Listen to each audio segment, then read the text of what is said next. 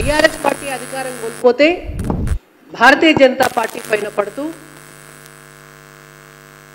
ఆఖరికి దేవుణ్ణి కూడా రాజకీయాల్లోకి తీసుకొచ్చినటువంటి మాజీ మంత్రివర్యులు కేటీఆర్ గారు నిన్న మళ్ళొక్కసారి రాములవారి పేరు తీసుకొని రాములవారి అక్షింతలను రాజకీయం చేస్తూ మాట్లాడినటువంటి వీడియో ఒక్కసారి మనం చూద్దాం.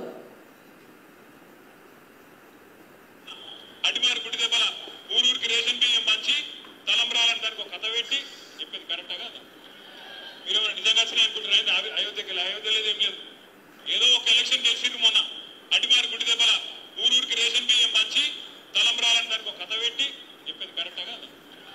మీరు నిజంగా అనుకుంటున్నారండి అయోధ్యకి అయోధ్య లేదు ఏం లేదు ఏదో ఒక ఎలక్షన్ గెలిచింది మొన్న అటిమారి గుడి దెబ్బల. ఇది కేటీఆర్ గారు నిన్న అహంకారంతో కరీంనగర్ సభలో మాట్లాడినటువంటి మాటలు. అయోధ్యలకెళ్ళి అక్షింతలు రాలేదు, తెలంగాణలో ఉన్నటువంటి రేషన్ బియ్యాన్ని అక్షింతలని చెప్పి ఊరూరా బంచి ఇల్లులా బంచి భారతీయ జనతా పార్టీ అధికారంలోకి వచ్చింది అనేటువంటిది వారు చేస్తున్నటువంటి ఆరోపణ. బేబీ వాళ్ళు ఏమంటున్నామంటే రాజకీయాలు మాట్లాడదలుచుకుంటే బీజేపీ ఎట్లా అధికారంలోకి వచ్చింది, బీఆర్ఎస్ ఎట్లా అధికారాన్ని కోల్పోయింది అనేటువంటి దాని మీద పెద్ద డిబేట్ పెట్టచ్చు. కానీ రాముల వారి అక్షింతల మీద కనీస అవగాహన లేకుండా అవి తలంబ్రాలో తెలియదు, అక్షింతలో తెలియదు కేటీఆర్ గారికి. అయోధ్యలో ఉన్నటువంటిది బాలరాముడి గుడా తెలియదు, లేకపోతే సీతారాముడి గుడా తెలియదు కేటీఆర్ గారికి. అక్కడికి వెళ్ళి అక్షింతలు వస్తే వాటిని తలంబ్రాలని చెప్పి మాట్లాడుకుంటా ఇక్కడున్నటువంటి కంట్రోల్ బియ్యాన్నే అక్కడి నుంచి వచ్చినటువంటి అక్షింతలుగా పంచినారు అని చెప్పి హేళన చేస్తూ హిందూ సమాజాన్ని హిందువుల మనోభావాలను దెబ్బతీసేటటువంటి విధంగా మాట్లాడినటువంటి కేటీఆర్ గారు ఇవాళ హిందూ సమాజానికి క్షమాపణ చెప్పాలి. వీళ్ళకు రంజాన్ యాదికొస్తే ముస్లింలను శాంతిపరచాలి కాబట్టి అప్పుడు హిందూ దేవుళ్లను కించపరచాలనేటువంటి ఒక ఆలోచన మదిల మెదులుతుంది. ప్రతిసారి ఎప్పుడు రంజాన్ వచ్చినా అప్పుడు కేసీఆర్ గారో లేకపోతే కేటీఆర్ గారో లేకపోతే కాంగ్రెస్ పార్టీ నాయకులో హిందుత్వం మీద భారతీయ జనతా పార్టీ మీద పడతారు.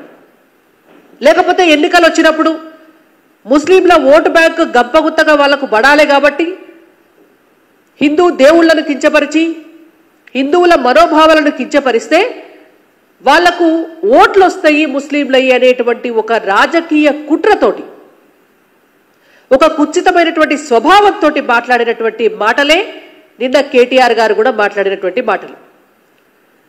కేటీఆర్ గారు బియ్యం తింటే ఆహారం అవుతుంది, అదే బియ్యాన్ని ఇంత పసుపు కలిపి నెత్తి మీద వేస్తే అవి అక్షింతలై ఆశీర్వాదం అవుతుంది. అటువంటి భగవంతుడి ఆశీర్వాదం ఉండాలి అని చెప్పి దేశమంతా కూడా పార్టీలకు అతీతంగా హిందూ బిడ్డలందరూ కూడా కలిసి ఒక పండగలాగా 500 సంవత్సరాలైనా కూడా రాముడికి గుడి లేకపోతే ఆ గుడిని కట్టుకుంటున్నటువంటి సందర్భంగా ఆ గుడి కోసం పార్టీలకు అతీతంగా కూడా అనేక మంది లక్షల మంది హిందువులు కోట్ల మంది హిందువులు తమకు తోచిన విరాళాలు ఇచ్చి నిర్మించుకున్నటువంటి ఒక గుడి కోసం ఆ దేవుడి అక్షింతలు నెత్తి మీద వేసుకుంటే ఆ ఆశీర్వాదం మనకు లభిస్తుంది అనేటువంటి ఒక ఆశతోటి ఒక పండగ చేసుకుంటే వీరి వల్ల హేళన చేసి మాట్లాడుతున్నారు. ఒక్క భారతీయ జనతా పార్టీ కార్యకర్తలే పంచినారా అక్షింతలు? బీఆర్ఎస్ పార్టీ కార్యకర్తలు కూడా పంచినారు, కాంగ్రెస్ పార్టీ కార్యకర్తలు కూడా పంచినారు. దాన్ని మీరు రాజకీయాల కట్టగట్టి మాట్లాడుతున్నారు అంటే కేవలం రంజాన్ పండుగ వస్తుంది కాబట్టి ముస్లింల వాళ్ళందరినీ కూడా శాంతిపరచాలనేటువంటి ఉద్దేశంతో మీరు చేసినటువంటి వ్యాఖ్యలుగా మేము భావిస్తూ ఖచ్చితంగా మీరు హిందూ సమాజానికి క్షమాపణ చెప్పాలని భారతీయ జనతా పార్టీగా డిమాండ్ చేస్తున్నాం.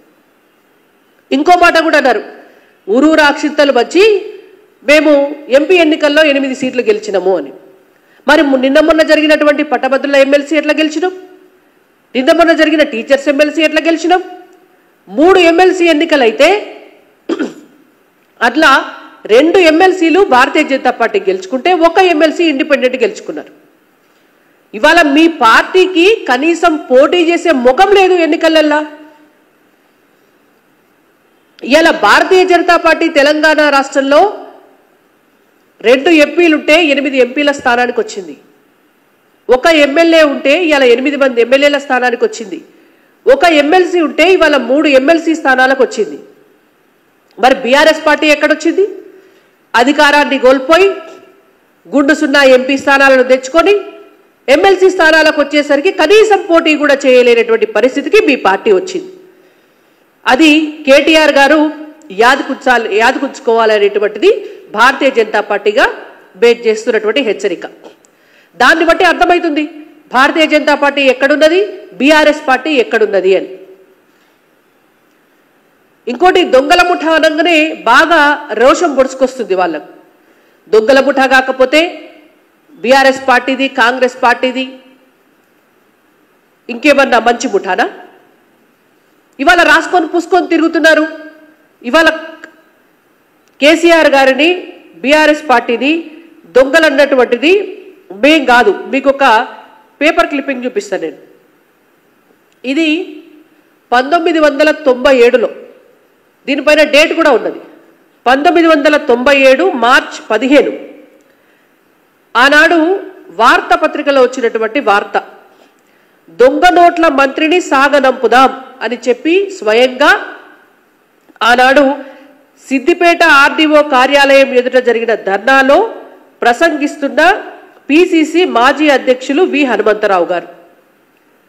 పిసిసి మాజీ అధ్యక్షులు వి హనుమంతరావు గారు స్వయంగా సిద్దిపేట ఆర్డీఓ కార్యాలయం దగ్గర దొంగ నోట్ల మంత్రిని, ఆ రోజు దొంగ నోట్ల వ్యవహారము, అంతకుముందు దొంగ పాస్పోర్ట్ల వ్యవహారంలో కీలకమైనటువంటి భాగస్వామి, నిందితుడిగా ఆరోపణలు ఎదుర్కొంటున్నటువంటి కె చంద్రశేఖరరావు గారిని బర్తరఫ్ చేయాలి అని చెప్పి వారు డిమాండ్ చేస్తూ చేసినటువంటి ధర్నాకు సంబంధించినటువంటి పేపర్ క్లిప్పింగ్ అది. మరి మీరు దొంగల ముఠా కాకపోతే ఏం ముఠా? ఇవాళ బయటకు వస్తే కాళేశ్వరం, ఇవాళ బయటకు వచ్చినాయి లిక్కర్ స్కాము, ఇంకా తవ్వుతే ఫోన్ ట్యాపింగ్, ఇట్లాంటి వాట్లల్లో ప్రతి దాంట్లో కూడా మీరు నిందితులుగానే ఉన్నారు. అన్ని స్కామ్లలో నిందితులుగా ఉన్నటువంటి అన్ని రాజకీయ పార్టీల నాయకులు కలిసి పెట్టినటువంటి ముఠానే ఈ దొంగల ముఠా. డీలిమిటేషన్కి వ్యతిరేకంగా ఒక కుట్ర చేసి ఒక అనిశ్చితి ఏర్పరచాలి అని చెప్పి ఒక పథకం ప్రకారం కూడా మీరు చేస్తున్నటువంటి పన్నాగాలు ఇవాళ ప్రజలందరికీ కూడా డెఫినెట్ గా అర్థమవుతున్నాయి. తాజా సమాచారం కోసం లైక్ చేయండి, ఛానల్ను సబ్స్క్రైబ్ చేయండి.